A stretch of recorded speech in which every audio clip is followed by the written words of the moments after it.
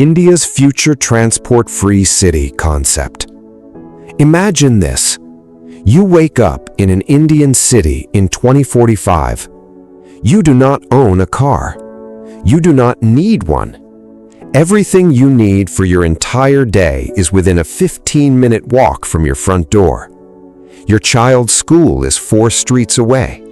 Your office is a co-working hub 2 blocks from your apartment. The market where you buy vegetables is on the ground floor of your building. The hospital is a 10-minute walk through a tree-lined pathway. The park where you exercise in the evening is visible from your window. And the few times you need to travel further, a silent electric pod picks you up from a station at the end of your street and delivers you across the city in minutes, without traffic, without pollution, without the exhausting daily negotiation with roads that once defined urban Indian life. The air around you is clean enough that you notice it, not because clean air is remarkable, but because you remember or your parents told you what Indian city air used to feel like. Heavy, gray, something you tasted rather than breathed. That air is gone because the roads that produced it are gone. Not removed violently or suddenly, but gradually replaced by something better.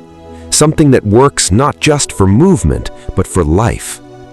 This is the concept of the transport-free city. And India is not just dreaming about it. India is actively designing, planning, and beginning to build it. The story of how this idea emerged, what it means, and why India may be the country that finally makes it real for the developing world is one of the most exciting and least told stories in global urban planning today. The first thing to understand is what a transport-free city actually means. It does not mean a city with no movement. That is the misunderstanding that causes most people to dismiss the concept before they properly understand it. A transport-free city is not a city frozen in place. It is a city designed so that the movement required for daily life does not depend on motorized vehicles.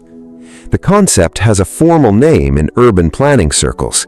It is called the 15-minute city. The idea is simple in principle and revolutionary in implication.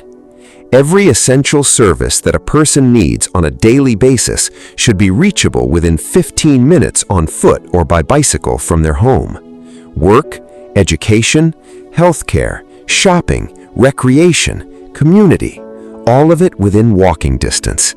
The private car, which for a century defined how cities were designed and expanded, becomes not a necessity, but an occasional luxury. Public transit handles longer journeys, but the daily rhythm of urban life flows on human legs and bicycle wheels rather than on fuel and engines. This idea emerged primarily in European cities. Paris made it the cornerstone of its urban planning policy. Barcelona restructured entire neighborhoods around it. Amsterdam had been practicing a version of it for decades. But here is what makes India's engagement with this concept genuinely historic. When Paris implements the 15-minute city, it is retrofitting an idea onto a city that was built over centuries for a different way of living. It is tearing up roads, rerouting traffic, redesigning neighborhoods that have existed for generations. It is difficult, expensive, and politically contentious every single step of the way. India is doing something that no European city has the luxury of doing. India is building new cities from scratch. Completely new cities on empty land where there are no existing roads to tear up, no established traffic patterns to reroute, no entrenched residents to convince. India can design the 15-minute city from the very first line on the blueprint, and that changes everything about what is achievable.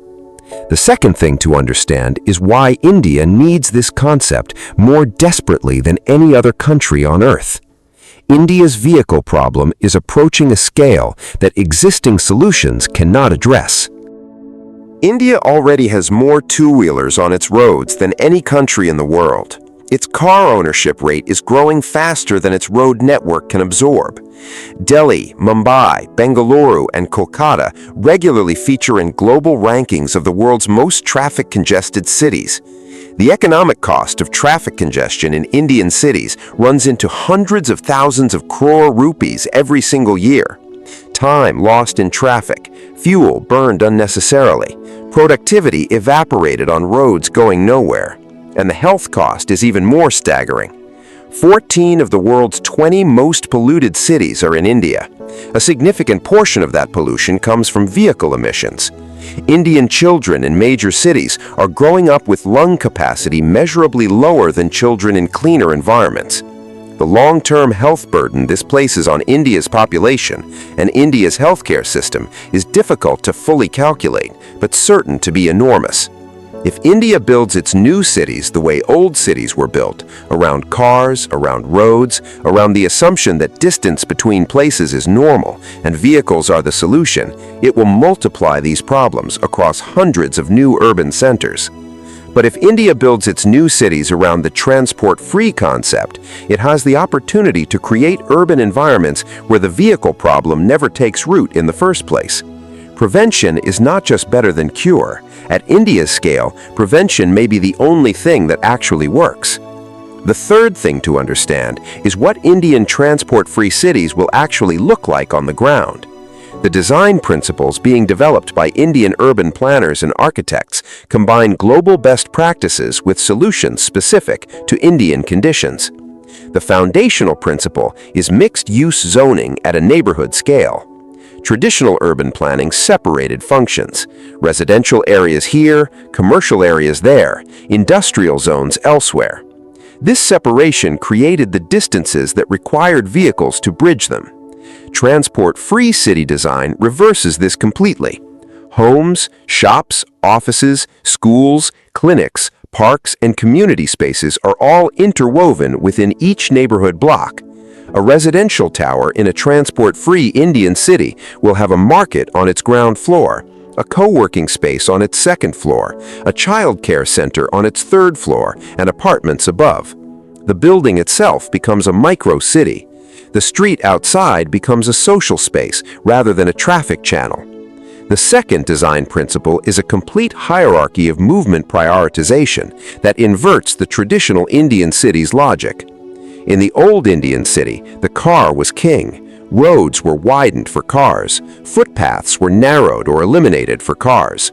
Trees were cut for cars. Public space was surrendered for car parking.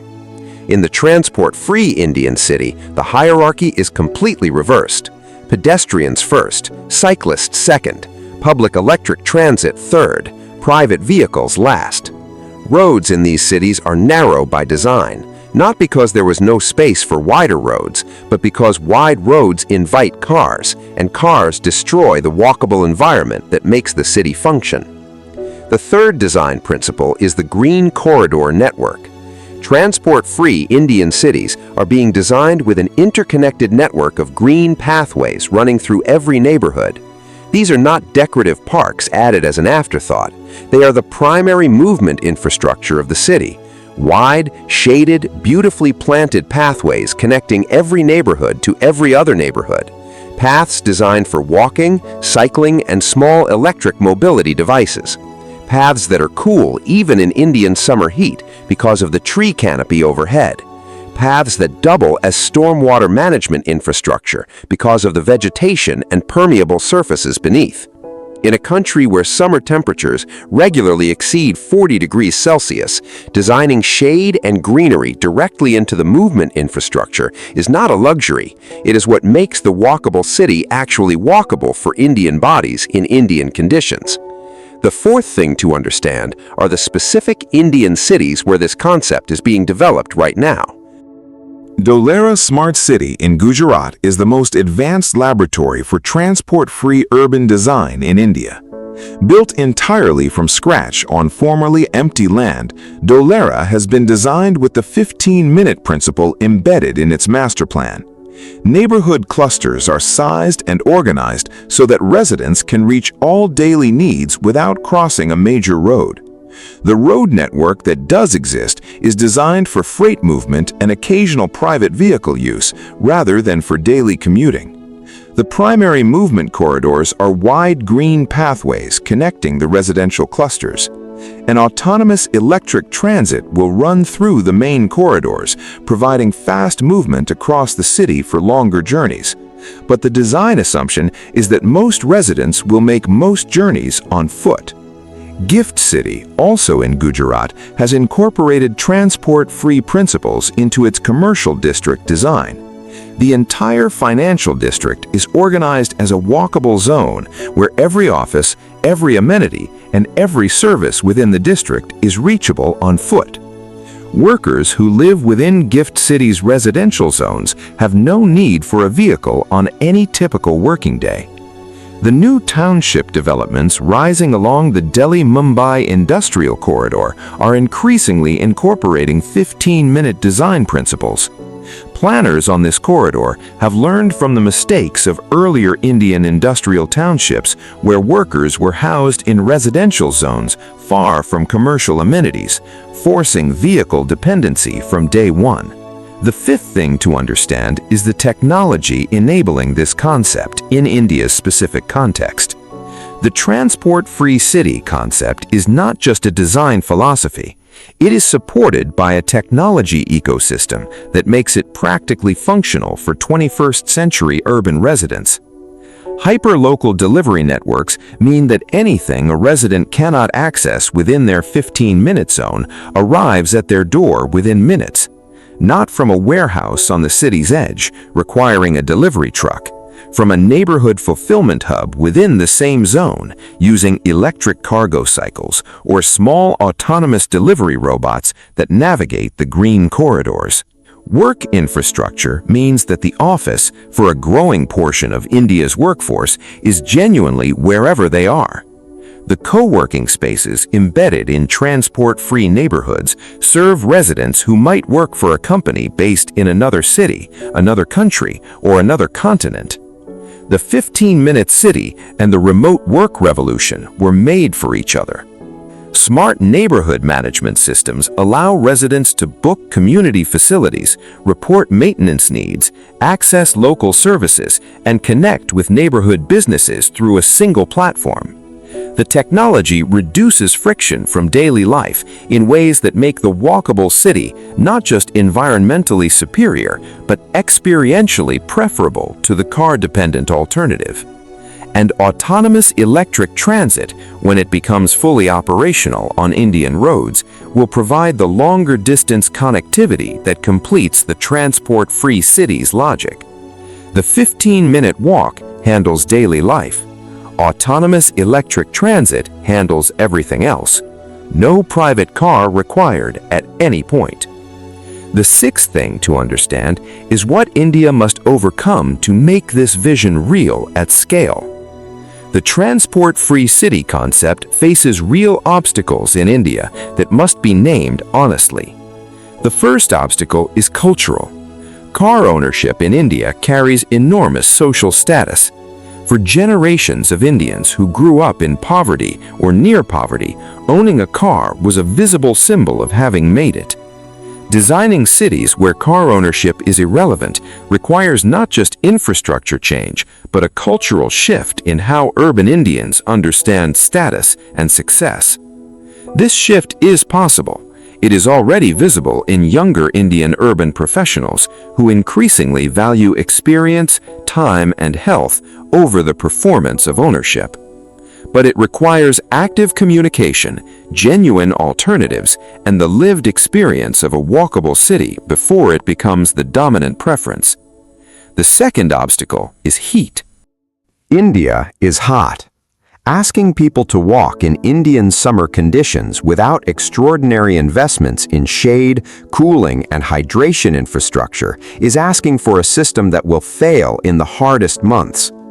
Indian transport-free city designs must solve the heat problem first, and the solutions exist. Tree canopy coverage, reducing ground temperature by several degrees, misting systems along primary walkways, cool corridor design using building orientation to channel breezes, underground or covered connections between major destinations. None of this is beyond current engineering capability, but all of it requires deliberate investment that cannot be an afterthought. The third obstacle is economic inclusion.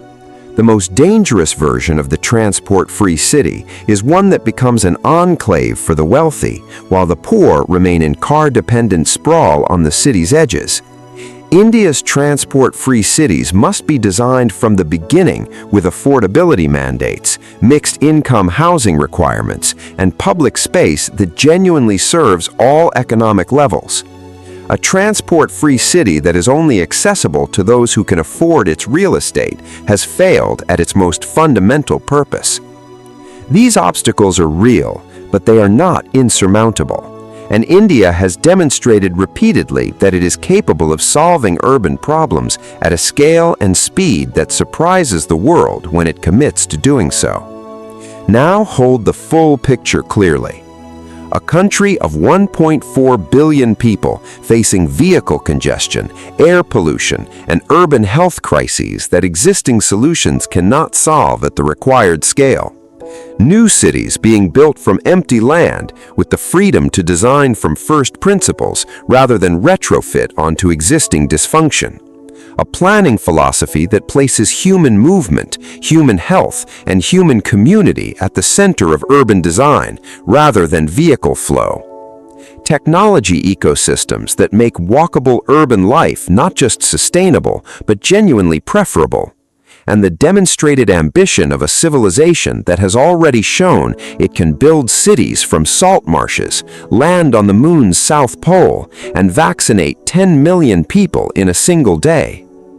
The transport-free city is not guaranteed to succeed in India. No urban concept this ambitious and this new comes with guarantees. But India has something that no European city attempting this transformation possesses.